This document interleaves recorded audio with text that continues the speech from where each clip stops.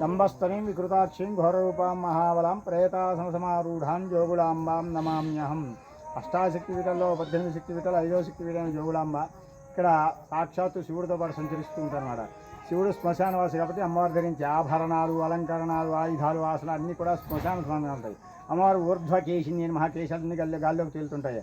అమ్మవారి యొక్క హస్తాభరణాలు, అమ్మవారి శిరస్సున బల్లి, తేలు, గుడ్లగూబ, కపాలం, శిరస్సున అలంకారాలు. అమ్మవారికి 2 చెవులకి సర్పము, డమరకము, 2 కర్ణాభరణాలు, మెడల యజ్ఞ కింద పుర్రెల మాల ఉంటుంది.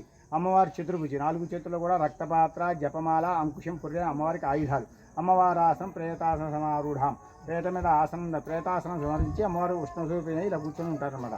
అమ్మవారు ఉష్ణస్వరూపి చుట్టూతో జలం ఉంది. జలం మధ్యలో అమ్మవారి శాంతి కోసం పెడతారు. ఈ ఆలయాలను కూడా 1360లో మహమ్మదీ సుల్తాన్ టైంలో ఢిల్లీ నుంచి దక్షిణాభారతదేశం ఆక్రమించినప్పుడు ఆలయాల ధ్వంసం జరిగినాయి. అప్పుడు అమ్మవారిని తాత్కాలికంగా శివాలయంలో ప్రతిష్టాపన చేశారు. తిరిగి 1360 నుంచి 2005 వరకు అక్కడే అమ్మవారు పూజలు చేస్తూ వచ్చారు.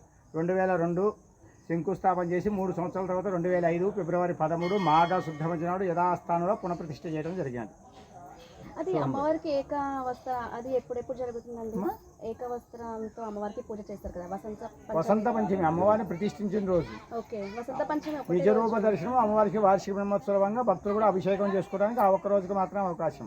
అమ్మవారికి ఏకాంతంగా రోజు జరుగుతుంది. చూడటానికి కానీ చేయించుకోవడానికి మీకు అవకాశం లేదు.